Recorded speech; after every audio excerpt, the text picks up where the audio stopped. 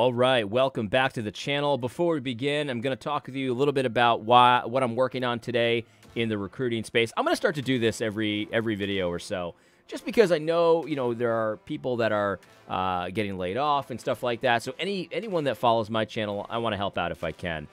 Probably for the rest of the week, I'm working on 3 DevOps roles, and they're all kind of similar, AWS focused. Well, actually, one is kind of a little bit more cloud agnostic. But AWS focus, containerization, that kind of thing, they all kind of pay in the same range, something like in the 160K range, base plus bonus, and some of them have equity, things like that. 2 of them are in the health tech space. 1 of them is in the financial tech space, and 2 of them are completely remote. So if you are interested in a new DevOps role, let me know. Oh, there's one in Arizona as well. That one's hybrid. Let me know, and we can chat about that. Also, if there's any other kind of job you're looking for, let me know that as well. I'd love to help you out. Let's get to the video. All right. So yesterday's video, every time I do a Tim Keller video, when I'm doing it, I feel like, man, I've beaten this horse to death. You know what I mean? That's kind of how I feel when I present it to you. But then when I read the comments and when I get the feedback in private emails and stuff like that, I realize that this Tim Keller content is very helpful to you. This man has a tremendous influence still. But every day, more people wake up to his little scam that he's got running. And I do think it's a scam. Tim Keller runs a scam, in my opinion. And it's similar to the Kyle Howard scam, in my opinion. It's just a little bit more sophisticated, a lot smarter than Kyle, and that kind of thing. But this is the thing. Like, yesterday when I said that Tim Keller and his Gospel Coalition buddies, like, they're the actual Pharisees, right? They're the ones that are legalists. They're the ones that come up with their own system, that they're very meticulous and careful to follow their own system, even as it overturns the law of God.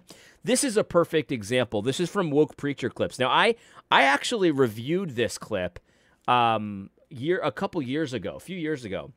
And it was amazing, and I did a whole video about it. I'm not going to do a whole video about it today, but I want you to hear this because this is Tim Keller presenting his Phariseeism to the world. And he's proud, and he gets lauded for it. And honestly, I think this is what the Pharisees were like. I think when we read about the Pharisees, we get this image of like shady characters with eyeliner that makes them look suspicious. That's how they're presented in the movies, right? They're always like dark characters, and they're obviously evil. No, I don't think that's how the Pharisees really were in real life. The Pharisees in real life, they were lauded. They were loved. They probably had tones and kind of an academic speak very, very similar to how Tim Keller presents himself. They didn't preach sermons necessarily. What they did was they gave lectures.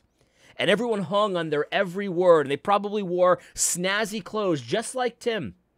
And they presented something that on the surface, it sounds, wow, that's really pious. That's quite holy.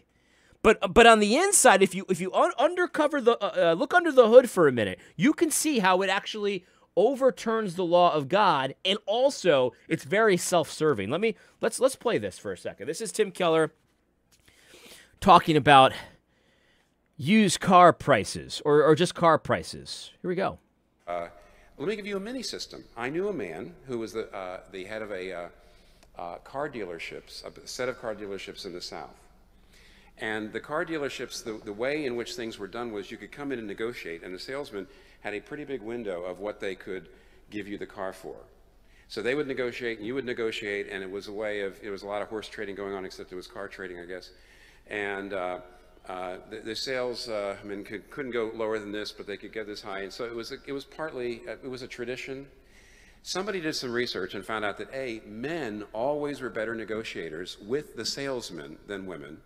And white men and black men were better negotiators than African-American women. And so when somebody actually looked at what was going on, African-American women were regularly paying far more for their cars and were actually subsidizing the price of what white men were paying for cars in that particular town. And so they realized that even though nobody thought they were doing something, if the result was unjust, and it was unjust, then even though there was nobody in there who originally had said, let's do it this way because that way we will really hurt African-American women, but they were hurting African-American women. There's two things you can do. On the one hand, you could say, because we're not deliberately trying to hurt African-American women and we make better profits this way, we have no responsibility. But the owner, a Christian man, said we do. And he changed the model. He changed the whole approach. His own profits have gone down, but he says it's the only way to be just. Have you got the eyes to see systemic evil? Or are you a typical... So let me stop here. So this is Tim Keller explaining how there was a car dealership owner who'd eliminated haggling because he thought it was unjust for him to haggle when the results were unjust according to him, right? And Tim Keller, he's not using this as an example of like, oh, that's very nice. Because listen, if you own a car dealership, you own anything, you could do whatever you want. You could give away your cars if you want. No one's saying you can't. You could do whatever you want. I'm for that. But Tim Keller goes beyond that. He says that this is actually an evil. So if you have haggling in your business and people pay different amounts and it turns out that maybe certain types of people pay different amounts, that's evil. He's calling that a sin. He's now saying that the negotiation process for car dealerships is a sin. And he's presented it in a way that is disarming. He's presented it in a way where it's like, if you want to be super holy, you've got to have the CarMax no haggle pricing. It's a gospel issue, by the way. And this is actually, number one, this overturns the law of God. Because there are proverbs, there are laws. Look, what's yours is yours. You can do with it what you please. Negotiation, that's presented in the Bible as a good thing. Negotiation is a good thing. And it's like, so Tim Keller is holier than the Proverbs. He's holier than the Bible, is what he's presenting. But worse than that, he has presented. He's secretly kind of smuggled in a massive assumption, and it's a new morality. It's a new Pharisaical morality that is fundamentally Marxist, fundamentally. And you go, oh, Tim Keller can't be a Marxist because he believes in God. I saw that was Carl Truman who defended him that way. That's insane. That's insane. He's introduced in a smooth way. You might not catch it if you're not paying attention. In a smooth, Pharisaical way where he's being lauded by the world, being lauded by the church, and all of this. If the results are not even Stevens, right? Because that's what his standard was, right? The results, white men were paying less than black women. If the result, there's nothing, no harm has been done. No defrauding has been done. No stealing has been done. No lying has been done. There has been no harm done according to Scripture. But the results are not even Stevens. And if the results are not even Stevens, that's a great evil to him and a gospel issue. And wouldn't you know it, that's the exact kind of teaching that will get you lauded by the world. Because ultimately, that's what Tim Keller is aiming for. I had a friend who said, he puts out these fortune cookie things. And what he's doing is he's always going to put out the fortune cookie that's going to rile up conservative Bible-believing Christians and is going to justify liberal Bible non-believing Christians and pagans. And the whole point, Tim Keller was, I don't know if he's the pioneer of this, but he has certainly been the most successful, in my opinion, at this. But he will get the New York Times column. He will get the Atlantic columns, the articles. He will get those speaking positions. He gets a seat at the table by doing this. He throws conservative Bible-believing Christians under the bus. He might not go as far as they do. They're total bigots and stuff like that. But he basically plays to that audience, and he says, look, world, I am not like one of those Christians. And there are entire movements of churches that do this. There are lots of people who follow Tim Keller in doing this, but Tim Keller is the godfather of this. I am not like one of those evil, bigoted, backwoods Christians that you remember from the movies. That's not me. I have a different Christianity. In fact, watch me rile up the bigots. Watch me rile up the bigots. And so he puts out these fortune cookies that if you just read them, they're totally wrong. And then he spends 9-10 tweets telling you how stupid you are because you didn't really read him the right way, even though you read him exactly the right way. And now he's backtracking. That's his scam. And what he does, guys, it's crude, but this is what he does it for. He does it to make money. He sells his books when he starts, when you read his tweet correctly, and then he tells you you're an idiot and explains in 10 tweets why you're an idiot, then he sells you his book. This is what my friend says. He says this.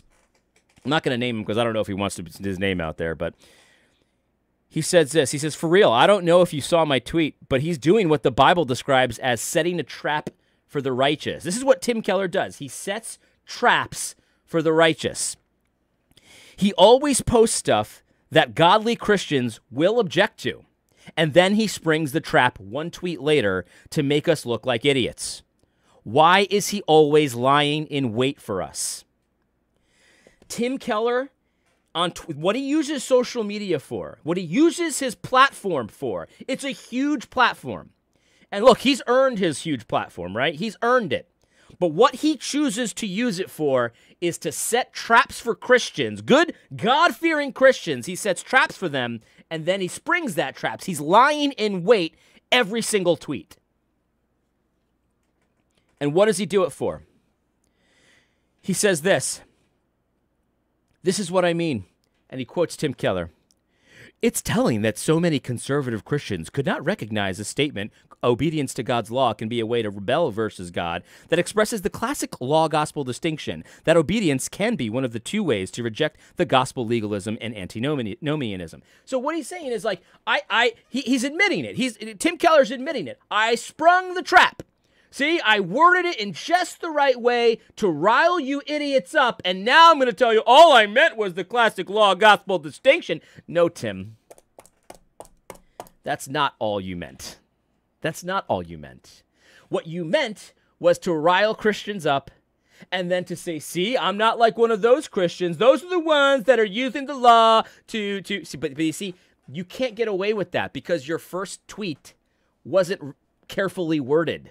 You worded it exactly a certain way, and it was exactly wrong the way you worded it, Tim. You played yourself too often here. We're all seeing through it now. We all get the game now. We get it. We get it. And the thing is, it's like, well, then stop responding to it. But here's the thing. This is what I've learned, right? Every time I respond to it, I always feel like, okay, that's got to be the last time, right? That's got to be. I've beaten this horse to death. But people get awoken. People get woke to Tim Keller's game every single time. And his influence is still big, but it's waning. It's waning. My friend says this is what I mean. He has like 9 tweets on this about how we are so stupid that we don't know that it's possible to use the law to sin. I agree. I mean, obviously everybody knows that, but the point is, anyway, you already talked about that. And then he says, and then he also advertises his books on the topic. And the fact that he does this every year makes me think it's a marketing technique. Brothers, I don't think it's any more deep than that. I really don't. You know, it really does remind me of Judas. It does. It reminds me of Judas. And if you remember the story of Judas, Judas was the money holder. He was the one that held the money, and he was stealing from the till. And I'm not saying that Tim Keller is stealing, but Tim Keller is scamming you, right? He's scamming you. And here's how he's scamming you. He's pretending to give you like this third way, the true way of being a Christian, and all he's giving you is light beer, light coffee, decaf coffee, liberalism, right? It's not the full liberalism, but it is liberalism, right? All he's giving you is Phariseeism, new laws that make you look clean on the outside, but does nothing for you on the inside, nothing.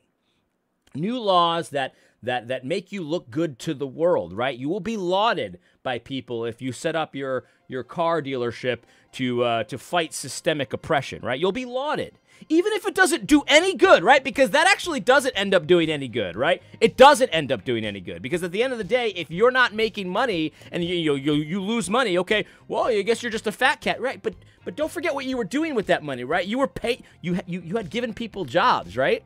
You had employed people with that money. You had invested in people. You had tithed on that money as well.